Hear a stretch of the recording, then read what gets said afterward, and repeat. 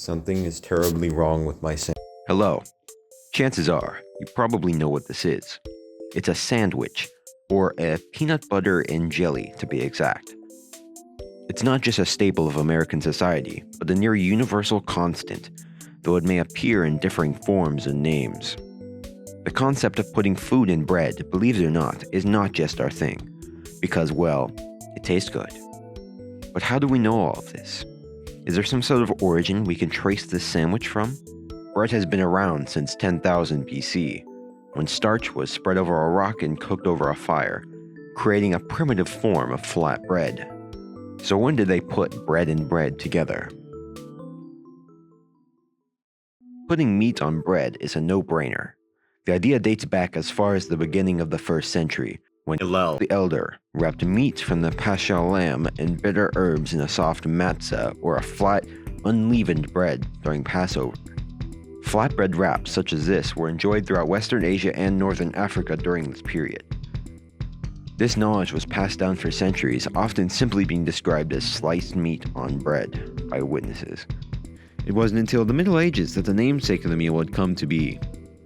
In 1718, John Montagu was born. But what does this shockingly George Washington-like individual have to do with my wonderful sandwich? Well, John Montagu was the 4th Earl of Sandwich. Sound familiar? That's because he is commonly named the inventor of the sandwich. Why? You see, John really loved gambling. He loved it so much, in fact, that he had no time for such arbitrary tasks as cooking meals, and he couldn't just let his hands get greasy in the middle of a heated battle of cards.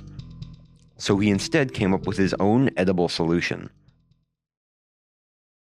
John is rumored to have ordered his salt beef in between 2 slices of bread, which he was able to consume during sessions without greasing up his fingers.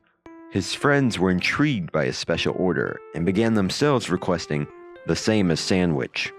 Eventually, it became common enough to simply be called, in shorthand, the sandwich. With the rise of the Industrial Revolution, the necessity of a quick, easy-to-pack meal became apparent. Meat sandwiches exploded in Spain and England due to its compact and inexpensive nature, perfect for the average worker at the time. Even beyond labor, sandwich bars became very prominent food establishments, typically serving liver and salt beef sandwiches. When sandwiches were finally introduced to the US, it was seen as an elaborate, aka fancy meal. However, by the beginning of the 20th century, sandwiches had achieved their reputation as a simple snack. Little did they know, everything was about to change. In 1928, a company named Wholesome Bread, owned by the unfortunately named Long Company, introduced an idea that was previously believed to be impossible. They sliced their bread before packaging it. The idea was incredible, and was only further pushed by the introduction of Wonder Cut bread by the Wonder Company in 1930. American bread enthusiasts were enthralled by the longevity of the new wave of sandwich bread. How did it not dry out? Witchcraft? That didn't matter now, because sandwiches were now an absolute staple of society. Nothing has happened in the world of sandwiches since then.